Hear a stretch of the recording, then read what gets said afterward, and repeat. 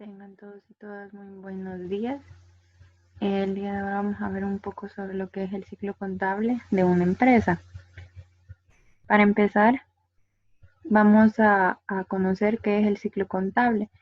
Esto es un concepto que al inicio del ciclo se les habrá dado en las lecturas que se les dejaron, pero lo traemos a bien de nuevo para que se pueda comprender de una mejor manera qué es el ciclo contable. Y es considerado la secuencia de los procedimientos contables utilizados para registrar, clasificar y resumir la información, finalizando con el cierre del mismo. La elaboración de la hoja de trabajo, que en este caso para nosotros sería el balance de comprobación, y los estados financieros, es decir, el juego de estados financieros requeridos según la norma. El término ciclo indica que esos procedimientos deben ser repetidos continuamente para permitir que la empresa prepare estados financieros actualizados nuevos a intervalos razonables. Esto se refiere más que todo a que es un ciclo porque se inicia de una manera en la que al final del año, al siguiente año se vuelve a iniciar. Es decir, que cada año se generan los mismos procedimientos, siempre y cuando que sean transacciones diferentes, ¿verdad?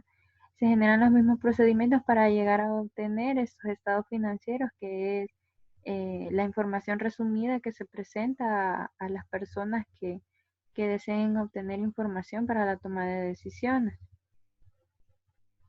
Acá tenemos los que yo les hablaba, el ciclo contable. Este ciclo empieza con la apertura, en donde obtenemos el estado actual de la empresa, ya que es capital, los activos y los pasivos. Esto se traduce en el estado de situación financiera inicial, que más adelante lo vamos a ver.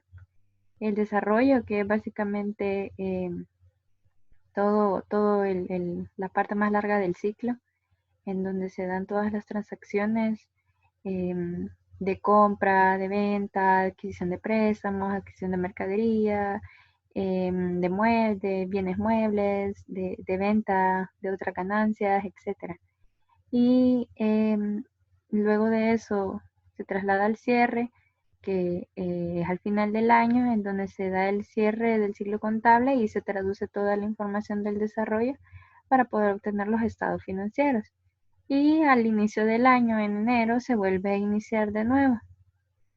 Y tenemos que el ciclo contable es considerado la secuencia de los procedimientos contables utilizados para registrar, clasificar y resumir la información, finalizando con el cierre del mismo, la elaboración de la hoja de trabajo y los estados financieros.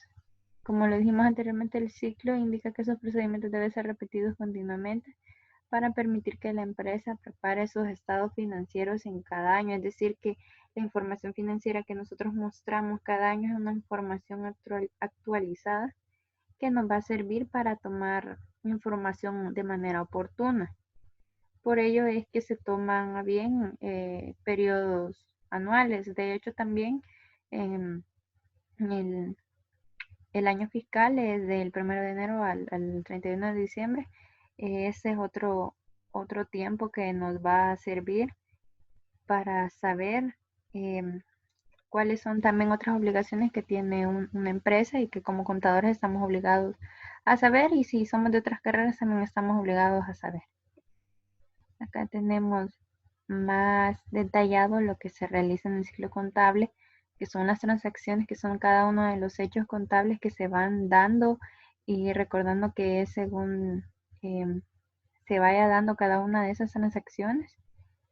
Y tenemos que son los documentos, es decir, aquellos documentos que avalarán esas transacciones. Pueden ser factura de consumidor final, comprobante de crédito fiscal, otro tipo de documento. Por ejemplo, cuando se realizan importaciones o exportaciones, documentos pertinentes de esas transacciones que nos van a ayudar a nosotros a darle un soporte legal a esas transacciones que se vayan haciendo, obviamente cumpliendo con las obligaciones que el fisco o el Ministerio de Hacienda nos manda por medio de las leyes pertinentes que cada uno conoce. El registro del libro diario, que es decir, todas esas transacciones que están documentadas se deben registrar en un libro diario. Cabe recalcar que cuando una persona, un contador, está realizando sus labores, está en el ejercicio, no se ve, no llega alguien con un papel a explicarle qué es lo que ha pasado, no ha llegado con un papel a decirle se compra mercadería, sino que se le da un comprobante y es ahí en donde el contador debe verificar el comprobante y ver qué pasó, cómo se va a registrar una factura, por ejemplo. Entonces, es bien importante que podamos conocer estos documentos. Tal vez más adelante los podemos mostrar para que podamos ver cómo es qué es lo que lleva y cómo se desarrollan.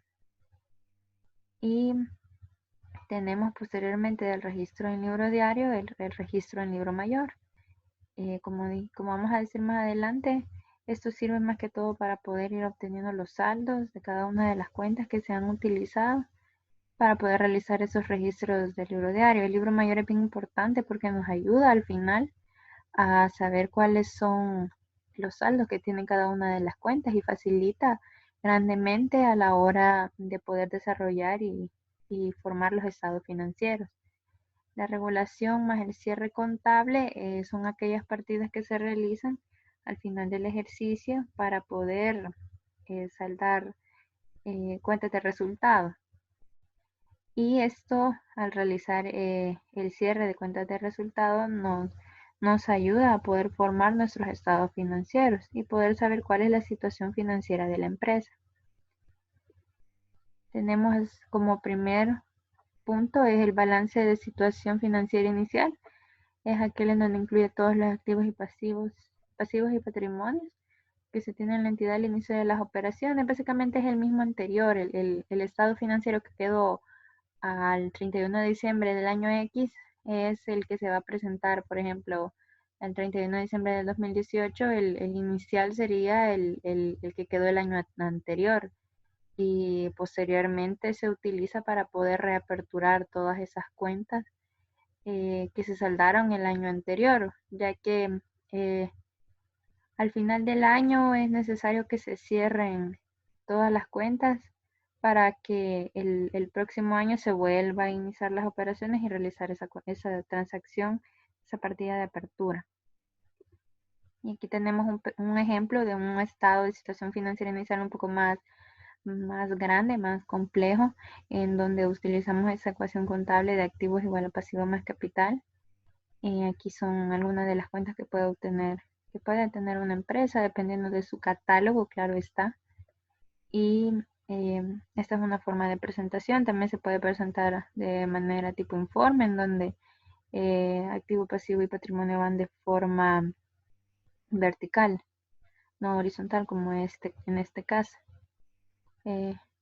También tenemos como segundo las transacciones y hechos contables, que decíamos que, por ejemplo, aquí tenemos una información y básicamente esas transacciones son, por ejemplo, aquí la venta de 20 pantalones, la compra según un comprobante de crédito fiscal, en donde están los documentos donde soportan esas transacciones.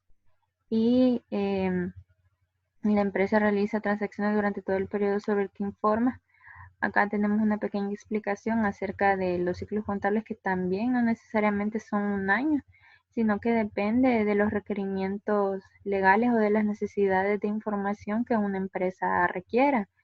Es un hecho, por ejemplo, que las empresas del sistema financiero no brindan sus estados financieros por requerimiento legal una vez al año, sino que tienen otros periodos que son pertinentes al rubro en el que se desempeñan. Sin embargo, la normativa técnica en la sección 3.10 nos dice que por lo menos se debe presentar un juego anualmente, un juego de estados financieros anualmente. La mayoría de las empresas en nuestro país lo presenta de esa forma, ya que tal vez no necesariamente tengamos necesidad de presentarlo cada 6 meses, cada mes, no importa, el punto es presentarlo por lo menos en un año. Pero si la empresa necesita, por el tipo de empresa que tiene, que le presente estados financieros cada 6 meses está en la libertad de poderlo hacer. Solamente que en sus estados debe de indicar en la fecha, la fecha a la que está presentando, para que una persona ajena a los conocimientos contables pueda evidentemente ver a qué fecha se están dando esas cifras. Los registros en comprobante del libro diario o libro diario, que tenemos un pequeño ejemplo, es básicamente todas esas transacciones que hemos visto, todas esas pequeñas transacciones que hemos visto, se tienen que registrar en un comprobante de diario o en el libro diario, y donde tenemos eso de verificar qué cargo, qué abono y qué pasó en la transacción, respetando obviamente la naturaleza de cada cuenta y viendo qué es lo que ha sucedido en, en sí en la transacción o en la operación que vimos. Y la mayorización, que es algo que hemos estado practicando básicamente. El libro de mayor es en donde se debe trasladar todos esos asientos de diario a un libro mayor para obtener los saldos actualizados de cada una de las cuentas. Como ya habíamos explicado, estos tienen ciertos componentes que hay que respetar. En este caso no tenemos, por ejemplo, esta mayorización, este libro mayor no tiene las referencias, pero son aspectos importantes que nos sirven para poder informar de mejor manera a la hora de nosotros estar revisando estos datos. Tenemos el balance de comprobación, que este no es parte de los juegos de estados financieros que pide la normativa técnica, la NIC para pymes, sino que es un cuadro o un balance que nos ayuda a poder comprobar si las transacciones que nosotros hemos ido registrando y a la vez las mayorizaciones que hemos ido haciendo cuadran, así como siempre lo decimos nosotros, ¿verdad? Sin embargo, lo que ayuda es a verificar que los movimientos deudor y acreedor sean iguales, es decir, que haya dualidad, que se cumpla esa regla del cargo y el abono. Entonces, básicamente para eso nos sirve. Ahí ponemos todas las cuentas que nosotros hemos utilizado y que tenemos obviamente en el libro mayor. Para eso sirve, para poder verificar que todos esos movimientos y los saldos que tenemos sean correctos. Por ejemplo, aquí podemos tener, aquí podemos ver los totales de los movimientos del deudor y del acreedor cuadran, y igualmente los saldos. En este caso, también hay que verificar acá que este nos sirve, este es un balance previo, que nos sirve para ver cuentas de activo, pasivo, patrimonio, gastos e ingresos. Pues pueden ustedes verificar, tenemos compras, gastos sobre compras, devoluciones sobre compra, que son cuentas que muy probablemente se han utilizado durante las transacciones y las operaciones de la empresa. Estas cuentas son bien importantes porque posteriormente van a ser las fuentes de información para realizar nuestras partidas de cierre, que son estas que podemos ver acá. Y estas se deben de liquidar, o más bien dicho de otra forma, dejar saldadas a cuenta. Las cuentas que se han utilizado y son cuentas de resultado. Lo que buscamos aquí es poder establecer cuál es la utilidad o la pérdida del ejercicio. Entonces necesitamos saldar esas cuentas de resultados, que básicamente son las de ingresos y las de gastos. Las cuentas de ingresos son ventas, bueno, más que todo ventas, dependiendo del tipo de sistema que nosotros estamos utilizando, y los gastos, que pueden ser gastos de operaciones, gastos del departamento de ventas, del departamento de administración, gastos financieros, otros gastos. Los ingresos también pueden ser costo de venta. También tenemos aquí otra que ya tenemos más ejemplificado cuáles son las cuentas que se utilizan dependiendo del sistema, que sabemos que está el sistema analítico y el sistema perpetuo, ya que ustedes realizaron una tarea acerca de eso. Y en el sistema analítico básicamente se realiza o se toma parte cada una de las diferentes transacciones que se realizan en este sistema. Por ejemplo, para ventas, se separa las rebajas y los descuentos sobre ventas. Para compra, de igual manera, se separa rebajas y descuentos sobre compra, los gastos de compra, que en realidad en el sistema perpetuo todo se maneja en lo que son los inventarios. Sin embargo, inventarios no es una cuenta de resultado en ninguno de los dos sistemas, sino que es una cuenta de activo que en el sistema perpetuo sí se mantiene actualizado, mientras que en el analítico no, y que para poder llegar a obtener información precisa del inventario es necesario realizar un conteo físico, mientras que en el sistema perpetuo no hay necesidad de realizar eso, siempre se realiza con fines de obtener información veraz, pero en el sistema perpetuo solamente utilizamos ventas, costo de venta y gastos de operaciones. Estos también los gastos de operaciones también son del sistema analítico, pero son importantes que se tomen en cuenta aquí para saber que también los vamos a cerrar. Y también tenemos las partidas de ajuste. Estas partidas también se realizan al final del ciclo contable y lo que buscan más bien es realizar ajuste de algunas transacciones explícitas que son explícitas más que implícitas. Es decir, que no necesariamente las vamos a ver en un apartado de, de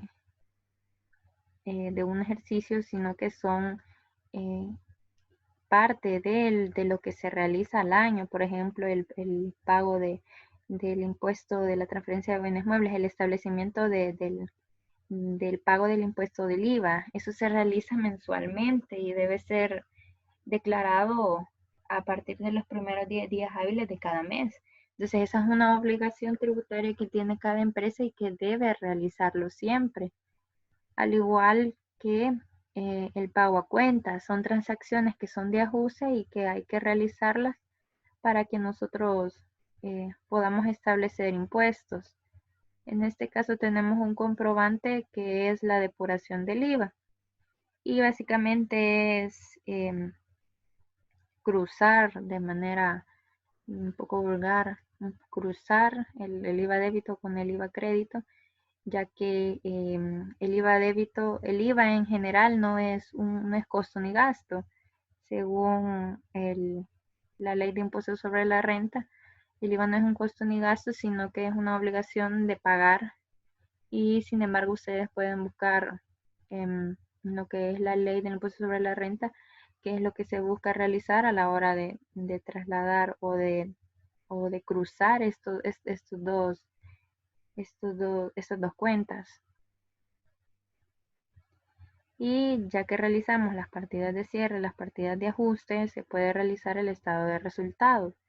El estado de resultados es aquel que busca informar acerca del rendimiento en un determinado periodo de la entidad. En este caso tenemos un estado de resultados, pero es por el método analítico. El método perpetuo solamente tendríamos una cuenta de ventas y el costo de venta de una vez. Entonces sería un estado de resultado un poco más fácil, ya que la información está más resumida y sería incluso un estado más pequeño. En él las cuentas de resultados se utilizan para poder obtener la utilidad o pérdida del ejercicio. Esta es la finalidad de este estado. Saber cuánto ganó o perdió la empresa durante el año debido a las transacciones de compra y venta que realizó. Obviamente dependiendo de lo que haya realizado es que vamos a saber si es la utilidad del ejercicio o es una pérdida. Y aquí pues hay que tomar en cuenta otros aspectos legales como la reserva legal o el porcentaje de impuesto sobre la renta que se va a tomar para poder calcularlo. Y en este caso también hay que tomar en cuenta el tipo de sistema que se haya decidido utilizar. El estado de cambios en el patrimonio básicamente muestra los cambios relacionados a las partidas de patrimonio, como lo son utilidades acumuladas, reserva legal y capital social. Busca nada más verificar los incrementos y disminuciones que hubieron en cada una de esas cuentas. Por ejemplo, en la utilidad, básicamente cambian más que todo en las utilidades del ejercicio en la reserva legal, en donde cada año se va registrando la utilidad del ejercicio, que posteriormente el año siguiente pasa a ser una utilidad acumulada si esta no se distribuyó. El estado de flujo de efectivo, que es uno de los estados un poco más complicados que hay. A todos casi siempre hay un punto en el que nos cuesta. Y este básicamente busca ver o informar acerca de los movimientos de disminuciones o aumentos del efectivo y equivalentes. Y busca verificar en qué área se ha utilizado. Puede ser un área de operación, que son operaciones concernientes al giro de la empresa. Otra puede ser de financiación, que son actividades que buscan poder ayudar a la entidad a crecer, por ejemplo, de obligaciones financieras, ya sea préstamos u otra que sirva para generar algún apalancamiento financiero. La de inversión, perdón, que es otra también bastante importante, que va más enfocada en que ayuda a que la empresa mejore su competitividad, ya sea en la inversión de propiedad, planta y equipo o de mejora de alguna maquinaria. Todo eso se ve reflejado ahí y de alguna manera se ve en qué se ha utilizado todo el efectivo y equivalente de la empresa. Al final, lo importante es verificar si hemos obtenido o no un aumento o disminución.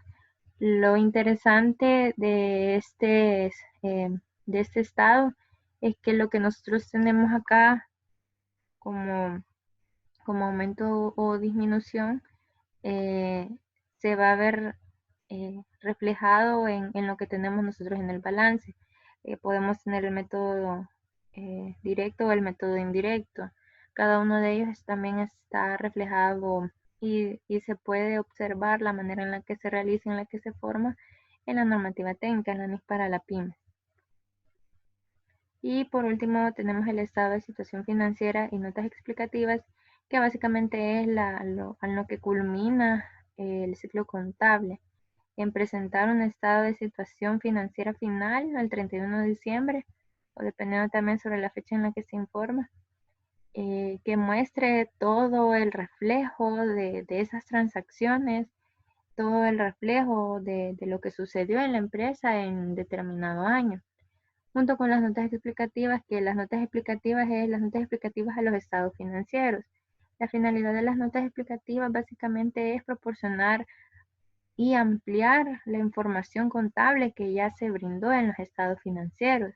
Por ejemplo, una nota explicativa habla acerca de a qué se dedica la empresa, los socios, y una nota explicativa puede ser, por ejemplo, la depreciación, o efectivo y equivalentes la subcuenta bancos.